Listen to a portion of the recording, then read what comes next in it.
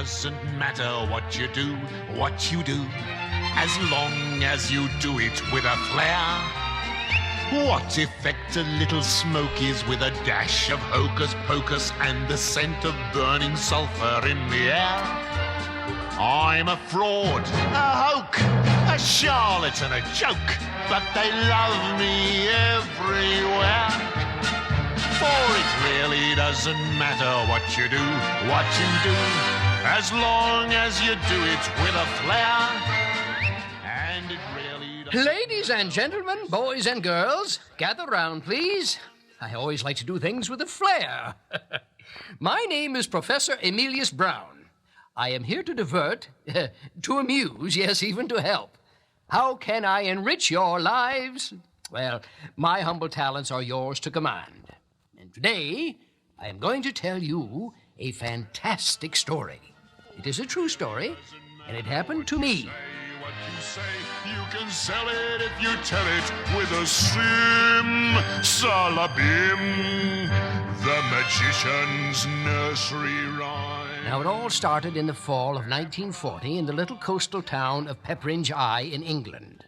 The Second World War had been on for about a year, and the Germans had conquered most of Europe. Only the narrow English Channel now stood between England and the armies of Germany.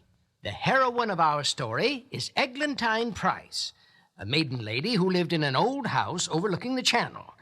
And because of the bombing of London, many children were moved out into the countryside and assigned to various homes for the duration.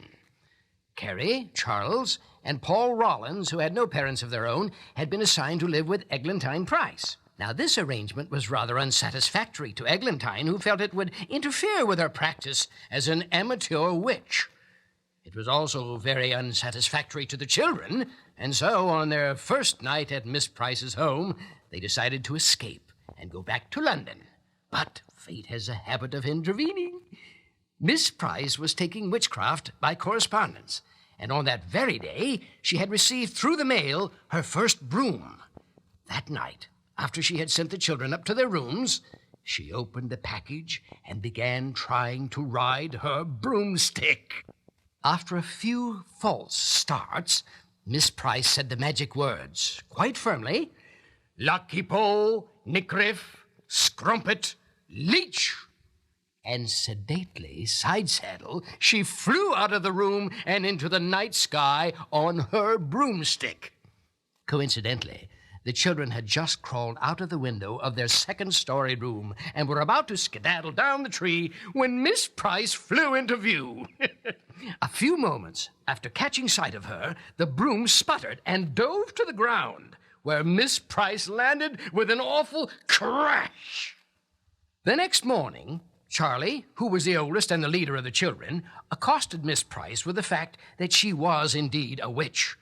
But when Charlie's demands for better living conditions and more delicious food on the table grew too overpowering, Miss Price turned him into a pink rabbit by saying the magic words, Filigree, Apogee, Pedigree, Perigee. Miss Price's cat, Cosmic Creepus, almost ate him alive before he returned to his natural form as Charlie. After peace was restored, Miss Price made a bargain with the children. If they would not tell anyone in the village that she was a witch, she would give them something of great value. It was a magic bedknob. And at first, the children didn't think much of the present. But after Miss Price said the magic words over it, Hellbear, Henbane, Aconite, Glowworm Fire, and Firefly Light, it began to glow dimly. Miss Price told them by turning the bedknob on the bed would take them any place they wanted to go. The last and most important lesson in the correspondence school of witchcraft had not yet arrived. Instead, Miss Price received a card from me stating that the correspondence school was being closed. Well, this didn't suit Miss Price one bit, I'll tell you. She needed that last lesson because she felt it might help England in the war effort against the Germans. And so she determined to go to London and seek me out. Everybody jumped on the bed except Charlie, who didn't believe that the bed really could fly. Miss Price told him that he was in the age of non-believing.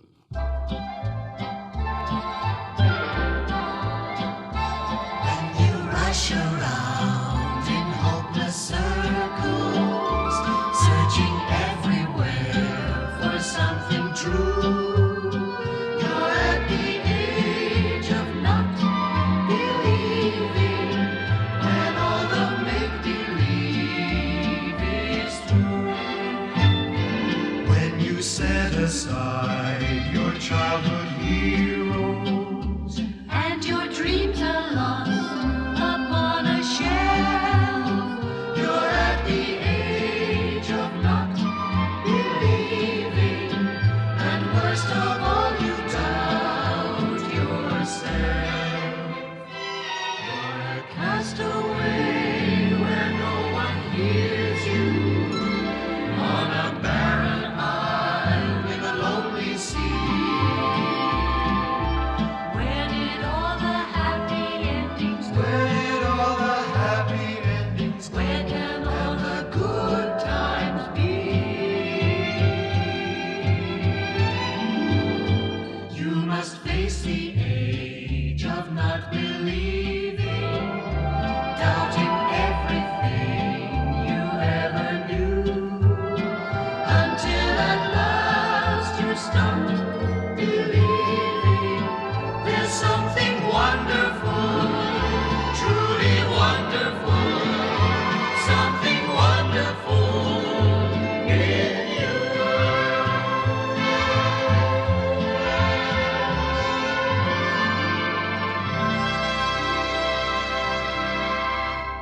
Finally, Paul stated the destination in a strong, clear voice.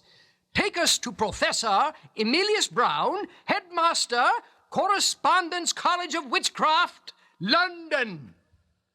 Well, now Charlie, now a believer, scrambled on board just as the bed took off with a for foggy London town.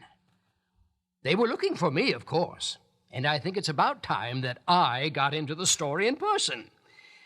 I was employed that day as a street vendor, peddling simple magic tricks and horns and whistles.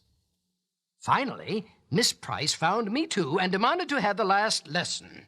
And when I refused her because I didn't have it myself, she shouted, "Filigree, apogee, pedigree, perigee," and turned me into a white rabbit. I was really astonished, and when I finally regained my own self and found that Miss Price had learned this spell from my own course, I was really astounded. I had just put some nonsense words that I had found in an old book into the course, but Miss Price apparently had powers far beyond mine, for she had really turned me into a rabbit. She now insisted that I produce the last lesson, the one which I had promised on substitutiary locomotion. Well, when she learned that all of my magic spells had come from words found in an old book, she insisted on seeing that book. I told her that my home was many miles away on the other side of London, but Miss Price said that we could be there in a trice. She and the children jumped on the big four-poster bed that was standing right in the middle of the street, and she insisted that I get on the bed also. I was very suspicious of this tomfoolery, and I asked Miss Price if we were going to fly. She replied rather crossly, "Really, Mr. Brown, let us not be obtuse, shall we? It is your own traveling spell, the one you have with the course as a bonus." I couldn't believe my own ears. "My traveling spell?" I said. "That works as well?" Miss Price was still cross. "Just the address, please." And so I replied, 8 Winchcliffe Road. And with a the bed became airborne. After a wild ride over the rooftops of London, we were at my home in a trice as promised. And Miss Price and the children were surprised by my home, which is a fine townhouse, which had been abandoned because there was an unexploded bomb in the front yard. While the children were exploring the house, I decided the time had come for a heart-to-heart talk with this wonder-working woman. Combining her magic with my know-how in show business would be boffo box office, as they say in the trade, and I could see visions of millions. Let us strike a bargain. You possess a gift, and I can speak the jargon that will give your gift the needed lift. You possess the know-how, and I command the show-how. Oh, how successful you could be with me. Eglantine, Eglantine, oh, how you'll shine. Your lot and my lot have got to combine. Eglantine, Eglantine, hark to the stars.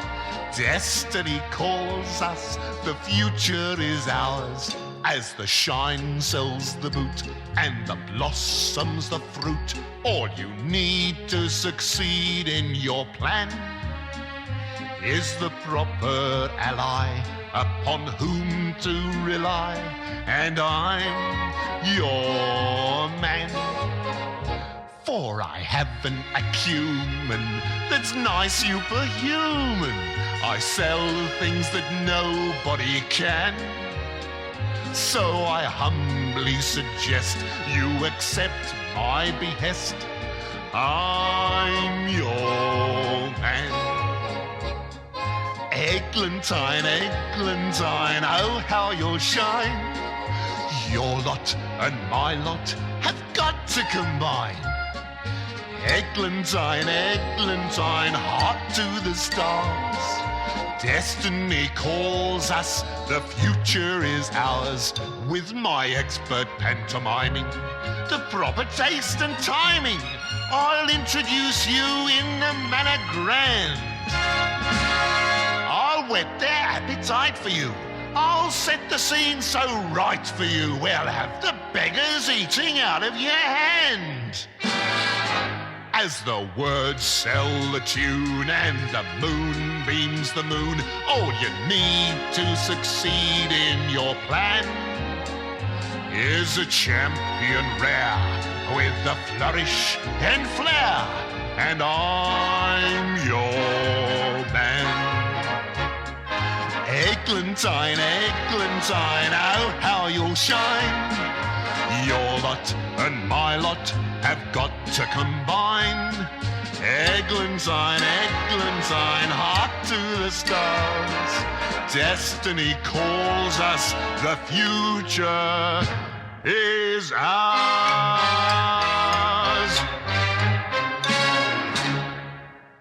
Meanwhile, the children had discovered a nursery with some wonderful old toys.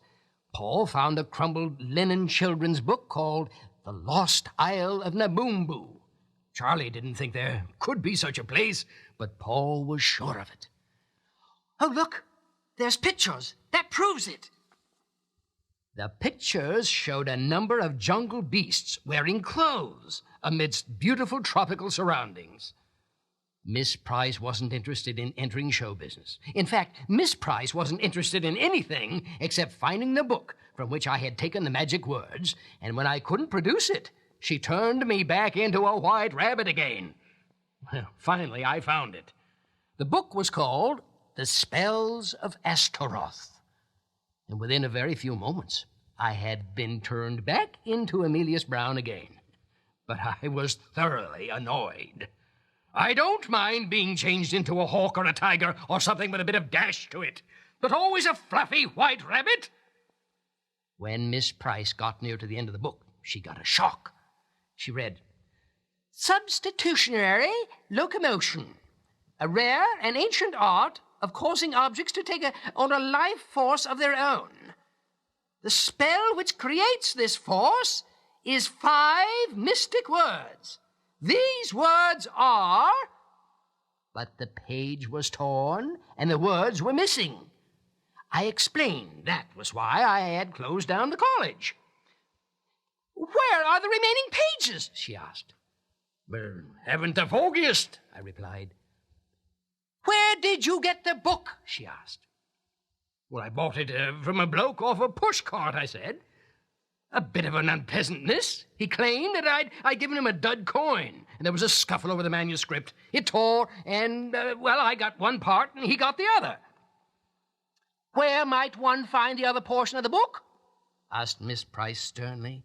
And the only place that I could possibly suggest that it might be found is Portabello Road.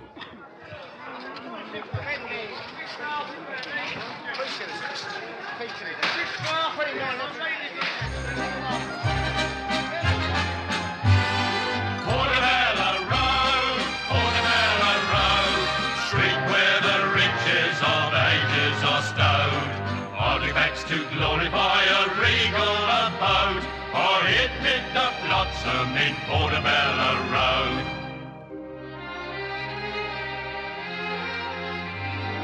Tokens and treasures, yesterday's pleasures, once proud possessions and heirlooms of old, dented and tarnished, scarred and unvarnished, in old Portabello they're bought and they're sold. Portabello Road, Portabello Road, street where the riches of ages are stowed, artifacts to glorify a regal abode, for it picked up blossom in Portabello Road. And you find the treasures in Portabello Road.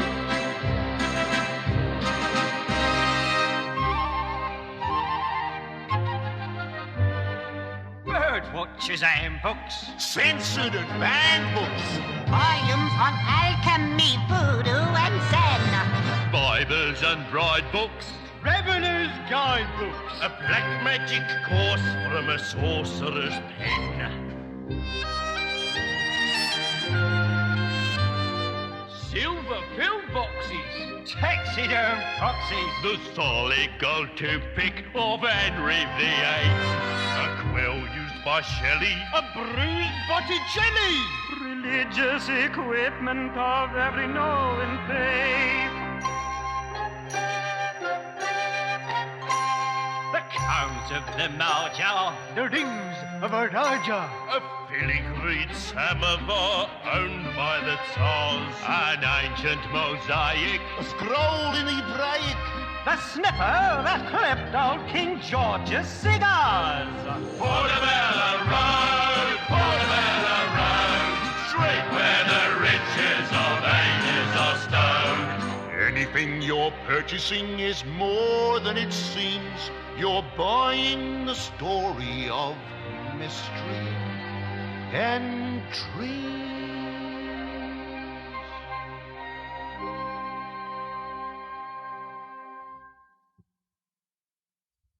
Once it's closing time on Portabello Road, the barrows and vendors disappear as if by magic, and soon we found ourselves alone in the street, except for a villainous-looking character who approached me. And pressing a long switchblade knife into my side, he said, "You ought to get over to the bookman straight away. He wants to see all of you." Well, under the circumstances, I decided we had better go. The kids and Miss Price pushed the bed along with us, and right on down into the store of the bookman we went. Well, we soon discovered that the bookman had the missing pages of the magic book. He read from one of them, "Substitutiary Locomotion, the lost miracle of the ancients," and so on and so forth.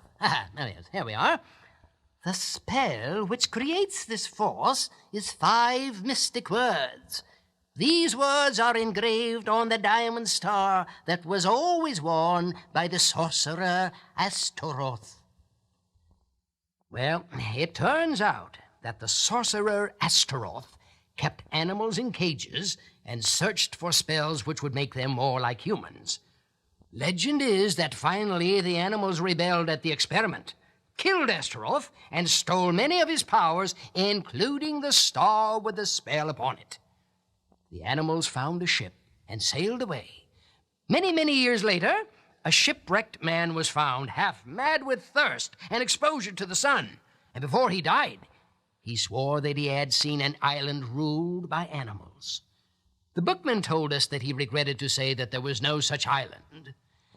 The Isle of Namumbo does not exist. Paul spoke up at this.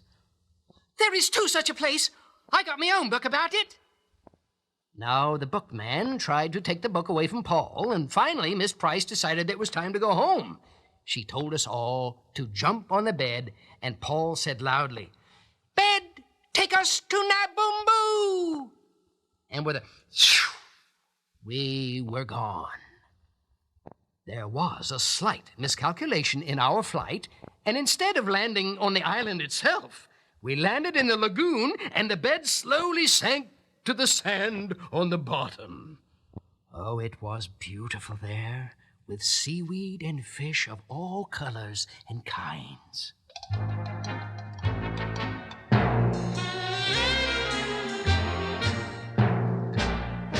How pleasant bobbing along on the bottom of the beautiful briny sea. What a chance to get a better peep at the plants and creatures of the deep. We glide far below the rolling tide, serene through the bubbly blue and green. It's lovely bobbing along on the bottom of the beautiful briny sea. What if the octopus, the flounder, and the cod think we're rather odd? It's fun to promenade, bobbing along, singing a song on the bottom of the beautiful briny sea.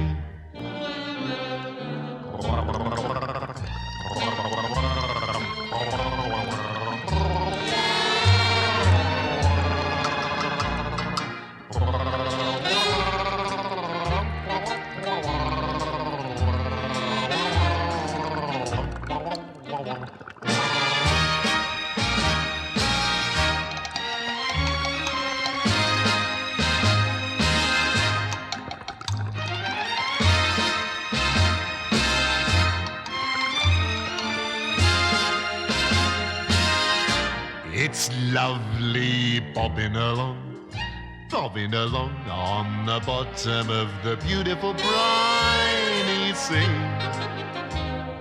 What if the oyster and the lobster and the sole think we're rather droll? It's good to take a stroll, bobbing along, singing a song on the bottom of the beautiful briny, shimmery, shiny, beautiful briny sea. Have a banana.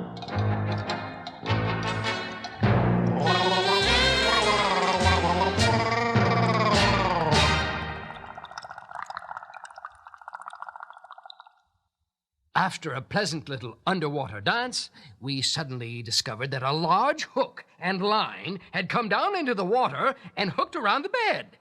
The bed and all of us on board were now being pulled up through the water. And when we reached the surface, we realized that we had been caught by an enormous bear.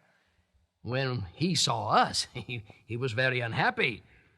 "People, what scurvy luck," he said. "I think I shall throw them back in." But before he could do so, Paul got busy with his book and again said, "Here, anybody can see the king. That's the law." The bear didn't think this was such a good idea and replied that if we knew what was good for us, we'd get ourselves thrown back into the water. But Miss Price was insistent. "We must see the king on an urgent personal matter," she said.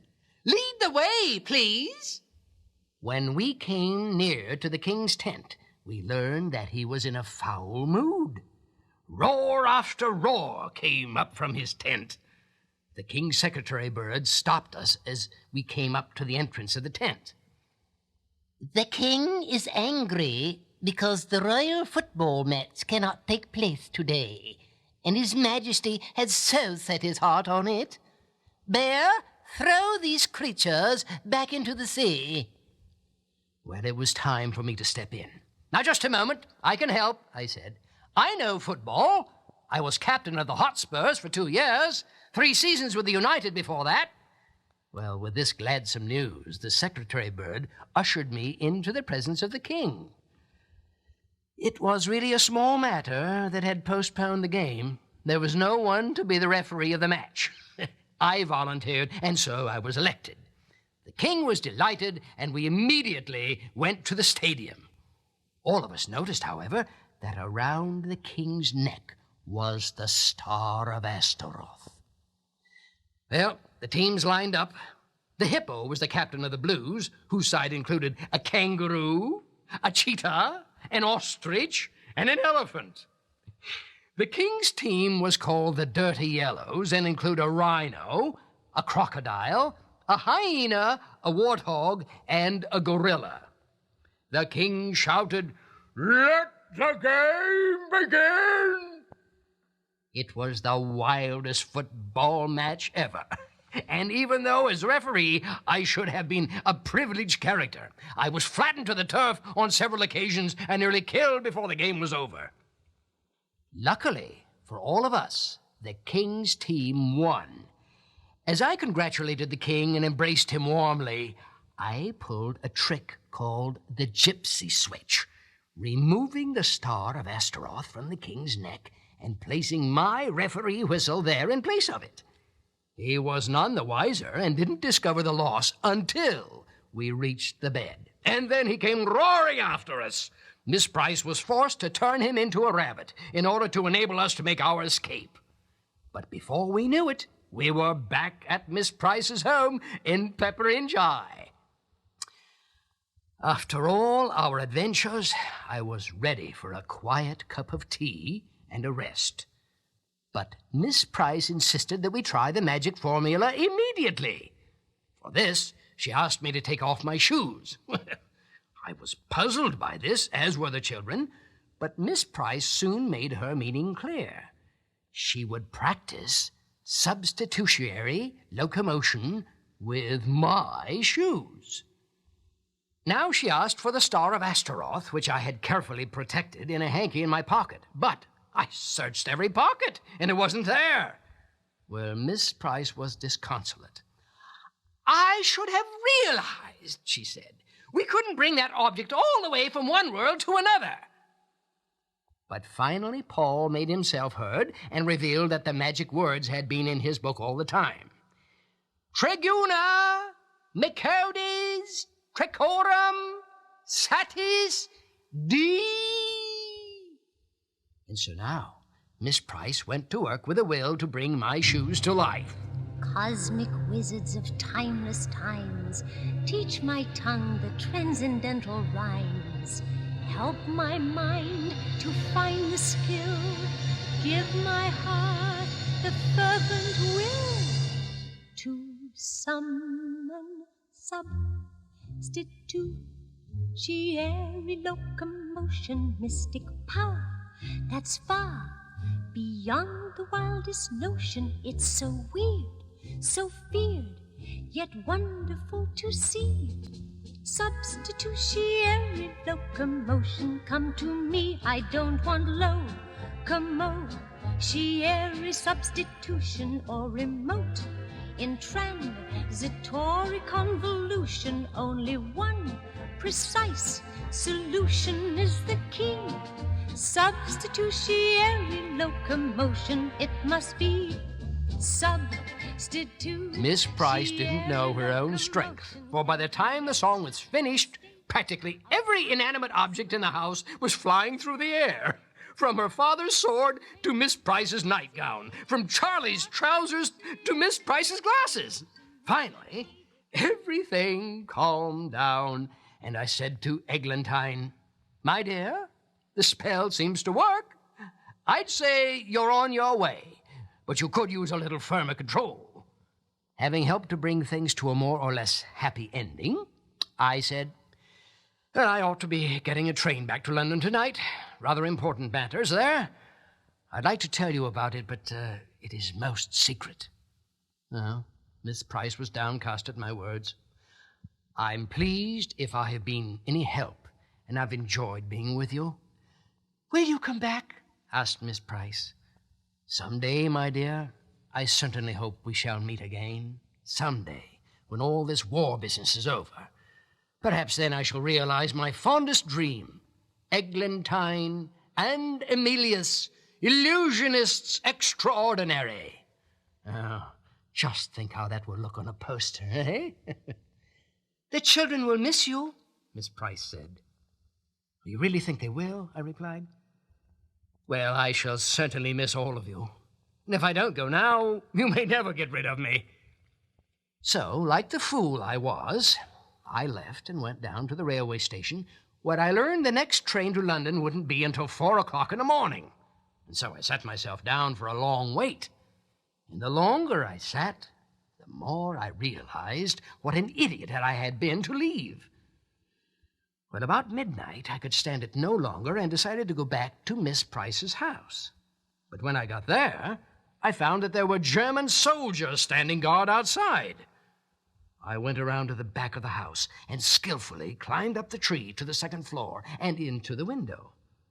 But I found to my sorrow and dismay that Germans were in the house as well, and I was trapped inside the bedroom with 2 of them trying to batter down the door. Making a fantastic effort, I spit out the words of the rabbit spell, Filigree, Apogee, Perigee, Perigee, and turned myself into a rabbit. When the Germans broke down the door, they were so surprised to see a large rabbit inside. Well, I rushed past them in their amazement, only to find that Miss Price and the children were gone. They had been taken to the old castle for safekeeping. And so I hippity-hopped along the road and soon was in the castle along with them. Well, the spell wore off just as I arrived, and Miss Price and the children were indeed happy to see me. Now I learned what had happened. A team of German commandos were in the process of making a raid on the English coast, a probe to see how strong the English defenses really were. We must drive them off, I said. And then the idea came to me. Substitutiary locomotion. Ha-ha! That was the trick. And the old castle served part-time as a museum, and it was filled with all kinds of ancient banners and flags and things, armor for horses and men, spears and swords and halberds. So Miss Price set to work. Cosmic wizards of timeless times, teach my tongue the transcendental rhymes. Help my mind to find the skill. Give my heart the fervent will to summon substitutiary locomotion, mystic power that's far beyond the wildest notion. It's so weird, so feared, yet wonderful to see. Substitutiary locomotion, come to me. I don't want locomotiary substitution or remote in transitory convolution. Only one precise solution is the key. Substitutiary locomotion, it must be. Substitutiary locomotion can create a state of clamorous commotion. It's the spell to quell invasion from the sea. Substitutiary locomotion is the key to guide the tide that's stronger than the ocean. I want substitutiary locomotion. It can cause the force to keep our country free. Substitutiary locomotion, work for me.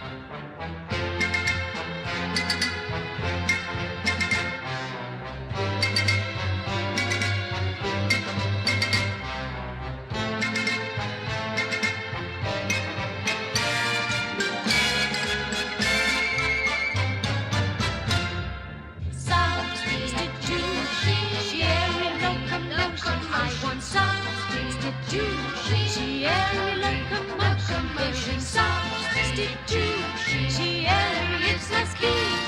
for substitutiary locomotion is the key. Then Miss Price shouted out the words with power and dignity. Tribuna, Mecodes, Pecorum, Satis, Dei. And the battle flags fluttered. The regimental drum began to beat. The row of trumpets began to play. A row of halberds rose to the vertical. Armored helmets with visors snapped open with nothing inside. And now armored figures began to move out of the castle. Miss Price mounted her broomstick and, carrying the flag of Britain, flew out into the night air ahead of her army. I led the children out, and behind a hedgerow, we watched the battle. Oh, it was strictly no contest.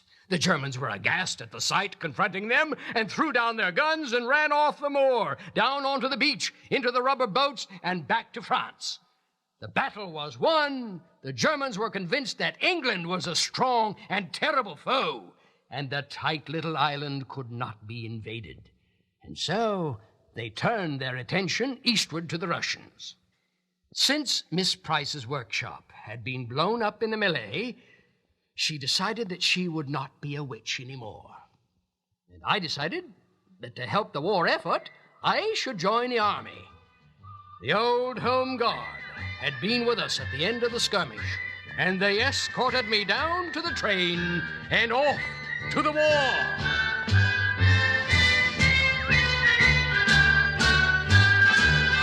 They're sailing on England, oh what a shame. Someone is after our island again.